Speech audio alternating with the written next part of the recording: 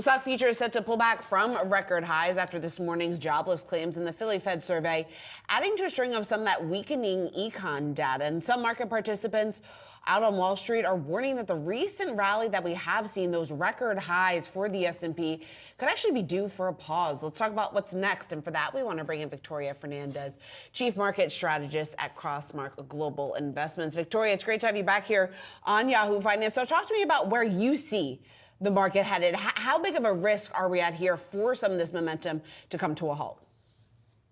Yeah, Shauna, I think it makes a lot of sense that as we look at the expectations we have in this marketplace, look at earnings. I mean, you're just talking about Walmart earnings. People are expecting another full year of double-digit earnings growth. That's been very supportive of this market and the bull run that we have seen so far.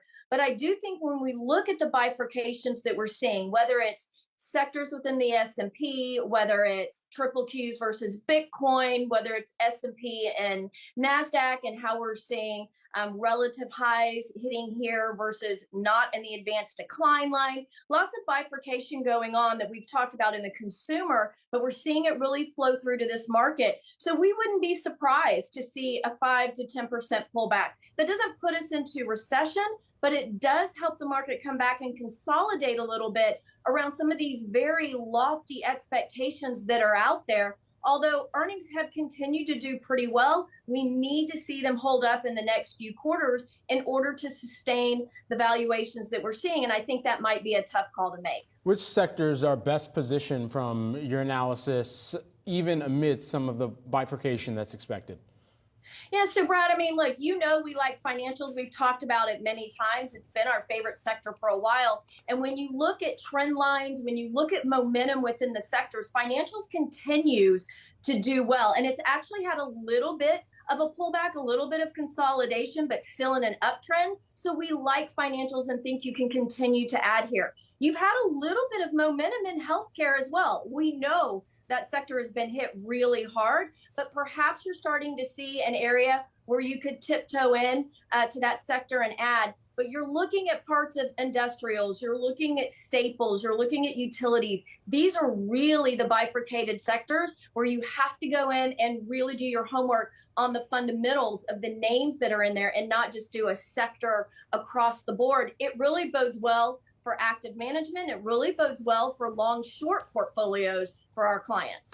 So Victoria, I guess overall then, do you think that the resilience that we have seen in the market, is that justified?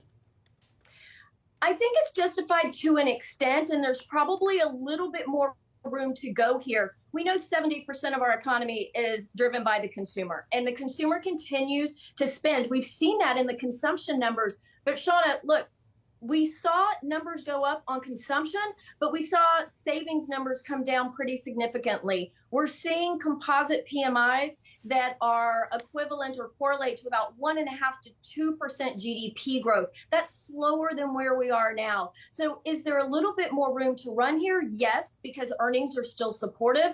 But are we seeing things telling us the economy is going to slow down? Yes, we are seeing that as well. So I think you do have to be cautious in where you put your money to work. Do you think that that will mean sweeping earnings revisions, or will it be selective? What are some of the pillars that you would be looking out for there, especially as we're getting through some of the retail portions and the most consumer sensitive portions of this earnings season?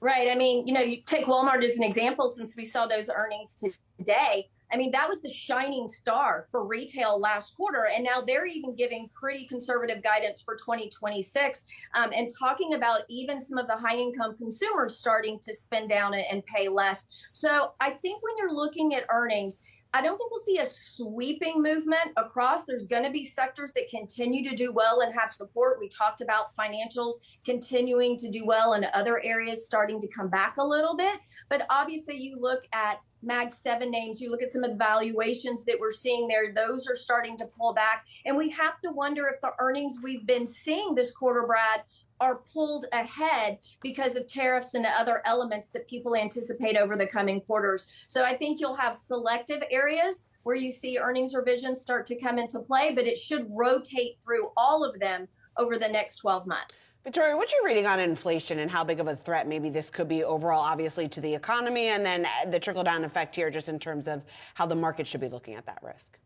Yeah, it's really interesting because if we look at the move in the 10-year treasury, a lot of people assumed that was just inflation concerns driving it higher and then seeing it come lower too, having some of that back off. But it mostly was term premium. It wasn't really inflation that was concerning people. We've just started to see 5-year break evens move higher. So that's just starting to come back into the conversation. Is it tariffs that's driving that? I really don't think so. I mean, you can tell over the past couple of weeks, the market and investors are really kind of saying, we're not sure tariffs are going to be something permanent. It's probably a temporary move, and we could see some volatility in expectations, at least in short-term inflation expectations. But I think longer term, those are still pretty well anchored. And even though it's sticky because of housing components, because we've had wages move higher and new labor deals that will continue to see wages over the next couple of years, you will have those sticky components, but I'm not sure we're going to see the huge swings in inflation that some people are anticipating. Victoria, thanks so much for taking the time here pre-market.